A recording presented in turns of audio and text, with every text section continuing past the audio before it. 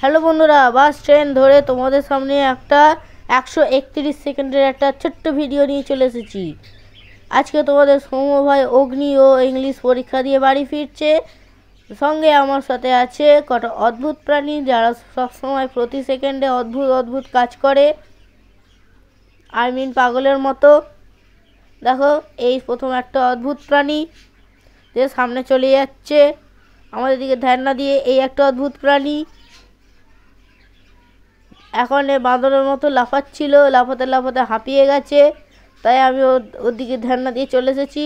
এবার আমরা তিনজন কাঁধে কাঁধে হাত দিয়ে চলে যাচ্ছি, কারণ আমরা তো গান্ধীজি তিনটে বাঁদর।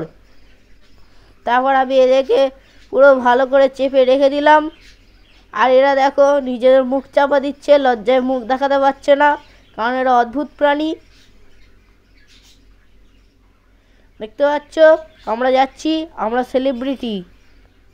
সবাই আমাদেরকে দেখে আমাদের দিকে দেখছে, আর সঙ্গে সঙ্গে আমাদের জন্য দেখো ফোকাস মেরে দিল। আমরা তো সেলিব্রিটি, ওই জন্যই আমরা ফোকাস পাচ্ছি।